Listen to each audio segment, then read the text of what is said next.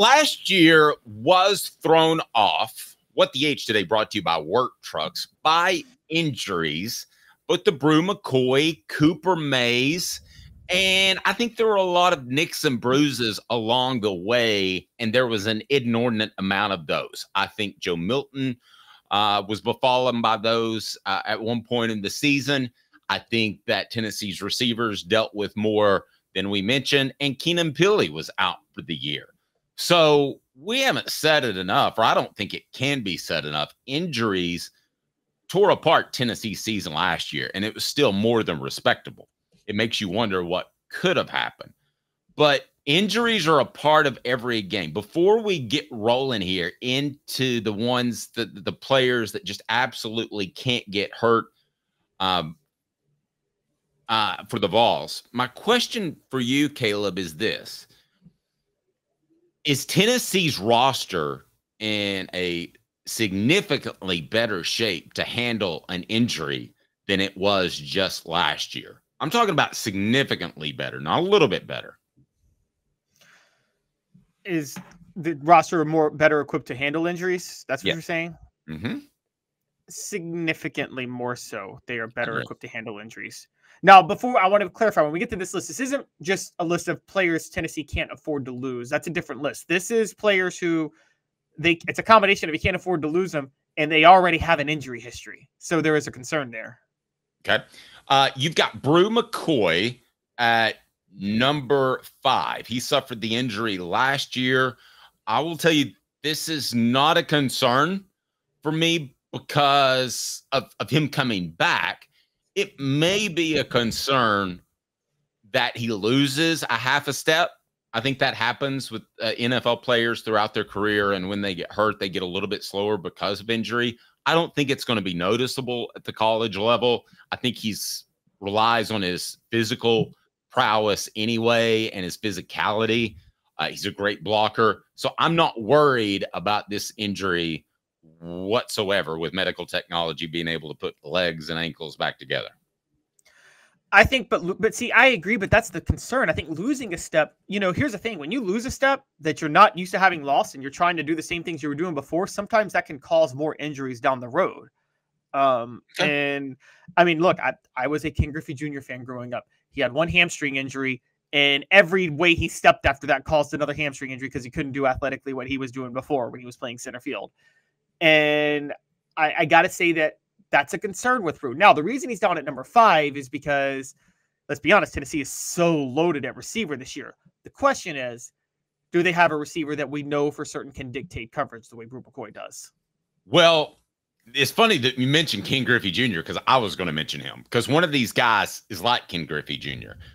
Keenan Pili is next. This is not as big of a concern. Now, he is beloved by his teammates. However, I think Jeremiah Thielander could provide a good backup. So not nearly as concerned about Keenan Pili as I was or would have been last year had I known that he was going to go out and had I known that he was going to be accepted into the program quite as much. But I'm not as concerned because I think Thielander's about ready to play. I agree. That's why I had him down at number 4 and not higher, because as Pili is similar to McCoy in that the loss is it would be more the loss of how great Pili is more than how much Tennessee is in trouble if they don't have him. Because Thielander, I do think, can fill the void. He's emerged in the spring. There's a reason Elijah Herring hit the transfer portal, guys. Well, so far, my concern level is nil. Now, while my concern level on this next guy has to do with Ken Griffey Jr. Part of the reason Ken Griffey Jr., hamstring or not, but part of the reason that he was hurt all the time is because he played so darn hard. Arian Carter plays with his hair on fire, just like Ken Griffey Jr. So this is my first one where I'm a little concerned about just because he plays so fast and so hard. I always kind of worry about these guys. He reminds me of the 98.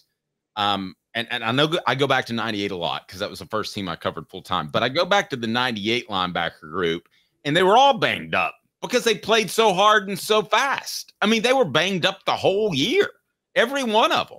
So I think Arian Carter, with the way he plays, is going to be banged up, and you just cross your fingers. It's nothing that causes him to miss time. I agree. And it's hilarious that you say that because, interestingly enough, Arian King Griffey Jr., one of his injuries I'll never forget was he was trying to beat a ground out throw to first in a preseason spring training game. And he hurt his hammy trying to beat the throw. Arian Carter is the type of player, and I mean this is the biggest compliment, guys. He's the type of player that could pull his hamstring running down an interception because he plays that hard. All right, more players we're going to keep an eye on that have injury. Well, I also just, the reason I brought up Arian Carter, because we have to mention this too. The reason it's not just his play. He got hurt last year with a season-ending injury. And while Thielander is a proven commodity to back up Keenan Peely, there's nobody that we know could back up the Mike linebacker spot yet. Yeah. Lance C says can't lose Cooper, Peely, Mays, or any starters at offensive tackle. We're going to get to those guys, of course. 15 seconds from our good friends at Newbert Collision Center.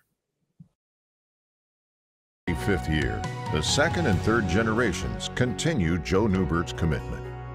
His vision of what this business needed to be, we still try to live up to that. Joe Newbert Collision Center. Caleb, the next on your list, Javontes Spraggins. Why? Yeah, so Javontes Spraggins suffered a season-ending injury down the stretch of last year. Tennessee already has depth issues at the offensive line, and Javontes Spraggins is, in terms of run blocking, probably the most important consistent run blocker for Tennessee. He is the guy that could make Jabari Small look like an all-SEC back in 2022. That's not a shot at Jabari Small. Jabari Small is a solid back, but Jabari Small has certain physical limitations that Jalen Wright didn't have. But Jabari Small in 2022 looked almost as good as Jalen Wright in 2023, and that's because of Javontes Spraggins' run blocking, which was superb. I see NFL starting potential in Javontes Spraggins. Okay. If we get to, before we get to number one, and I think we all know who it is, here's the question that I have. If Gaston was UT starter, how many games will the Vols win? That's on YouTube. Vote now, please. Right now, 8 is the leader with 56%, maybe some optimism. 7 next. Nobody's voted for 5, and then 4% for 6. I do think it would be 7 or 8. But let me ask you this. If Cooper Mays won the lottery tomorrow and decided that he didn't want to play football anymore, where would you put Tennessee's win total? Man, I'd probably go 9. And the reason I'd go, I again, Cooper, this year's Tennessee team is not last year's. Not that Cooper Mays isn't valuable. With Cooper Mays, they're going undefeated. Maybe. I don't know. Maybe I'll tell you guys my predictions later next week. But I would, so it's not that Cooper Mays is not significant, one of the most important players on the team. But I do think that Nico is much more capable of offsetting weaknesses on the offensive line and in pass pro and things like that than Joe Milton was. And okay, because so you of that, think this is more Nico can offset it than whoever fills in for him? Because I don't feel good yet. I know we talked about William Satterwhite. Yeah. I know that I think he's going to be really good, but I don't think he's ready yet. And I got questions about Boston Lang at backup center, so you may have to go Dane Davis, the 7'8" center. I mean, I don't think you want to do that. So there would clearly be a drop-off in play and in physicality and ability. Yeah, there would. I just think this year Nico could offset a lot of that. Look, guys, I think Nico's that good. I do. I think he's the Citrus Bowl is one of the most impressive performances I've ever seen by a quarterback in his first start. Okay. And I really think I keep harping on it, but guys, I can't be higher on Nico Iamaleava than I am. I don't think it's possible. I don't think it will be possible to do for Josh Heupel what Nico Iamaleava is going to do in that system. I think he will maximize what's possible. Yep. Caleb is definitely high on Nico. Speaking of the Hemp House, a premier hemp dispensary with a wide variety, great selection, and strict standards to ensure you only receive the best in CBD or Delta products. Hemp House Chat with 2Ts.com. You can order there. Use the promo code HOOKED for 10% off. HOOKED for 10% off. And again, we want you to go to Hemp House Chat, which is right down below. What other players are you concerned about that may not have an injury history. Obviously, Nico is the one that you would hate to lose, and it would derail the entire season.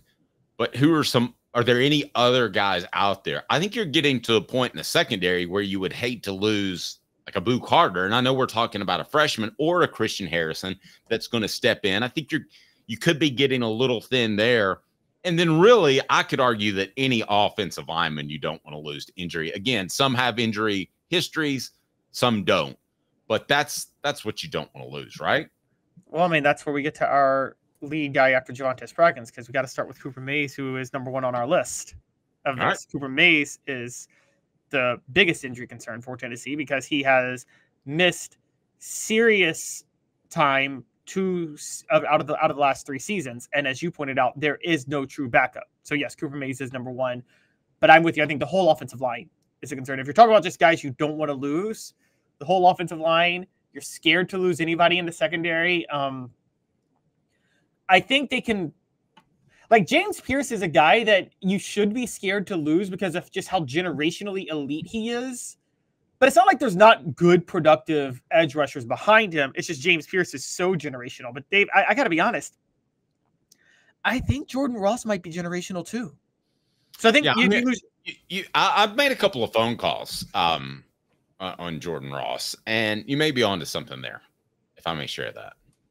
Yeah. So I think the only reason James Pierce starts over him, I mean, it's not that James Pierce isn't better or as good. It's just that the experience factor. He's the older guy. But I think if you just threw them all out there, I think Jordan Ross is, guys, we're talking, I put it this way. Don't use the word generational. We use that too much. You told me the story, but wait, sometimes you have 2 generation ones. You told me this story, Dave. Everybody was high on John Henderson. Everybody loved him. He was the Outland Trophy winner. And you said 2 guys came up to you and were like, this guy, Albert Haynesworth's actually better. Yeah. Has a better sting, has more fast twitch, which is pretty remarkable. I tell you what, they have fast twitch. They've got slow twitch. They've got every kind of twitch because they have twitch softball. Over 5 million sports treasures and so much more. Follow them on Facebook for the best sports memorabilia. That's Sports Treasures daily updates. If you follow them on Facebook, Sports Treasures TN, Sports Treasures TN, over 35 years right there. So, the end all be all of this discussion and why Tennessee's roster is so different is certainly if Georgia lost Carson Beck, we would look at their season differently. Certainly if Tennessee lost Nico, you would look at their season differently. Outside of that, though, and I'm not comparing Tennessee's depth to Georgia, there is the sense that there could be a next man up philosophy at most positions. I'm still going to say other than center, but at most positions, I think Tennessee certainly don't want to lose the starter. Would take a step back, but would not take a major step back like they have at times. For instance, when they lost Keenan Pili and then Arian Carter got hurt shortly thereafter, the linebackers were a mess. I don't think you're going to see that other than the center position this year if there's an injury concern. I'm with you on that. I'm thoroughly with you on that. I will say that where it's different with Josh Heupel is it always can be a scare if you lose the quarterback, particularly when you have a guy like Nico Iamaleava. This is maybe a topic for another day, Dave, but I think elite quarterbacks at a place like Georgia actually sometimes hold the program back. And what I mean by that is, and we saw this in Tennessee in the 90s, when you're a team that's built just on overwhelming everybody else with talent all over the field, sometimes when you have an elite quarterback, the rest of the talent takes a little bit of its foot off the gas. Alabama did that with Bryce Young. And I'm starting to wonder, do you think Georgia might do that with Carson Beck? Well, I mean, they could. If I'm Georgia, I'm more worried about the way they drive around in their vehicles. Well, I just think in the 90s, look, I'm going to be honest, and some people may disagree with me, but I do feel like in 97, some of the best athletes who were NFL stars playing with Peyton Manning took their foot off the gas just a little bit because Tennessee put so much on Peyton Manning to succeed. Okay, I wouldn't argue with that, and I think the coaches did that to a fault, but we're not comparing Carson Beck to Peyton Manning, right? Peyton Manning made some big-time throws as a freshman that you said he can play. I mean, we think Carson Beck's very good. Right. No, I'm saying though, when teams loaded with talent all over the field that win by overwhelming, when they have an elite quarterback, sometimes they lose the edge of that elite talent elsewhere. Alabama, I think Alabama, I'm going to be honest. I think 2021, 2022 Alabama, you almost felt bad for Bryce Young, didn't you? Because the rest of the team just took their foot off the gas and put it all on him, even though they had a lot of talent. I would actually argue they didn't have as much talent they usually did that particular year.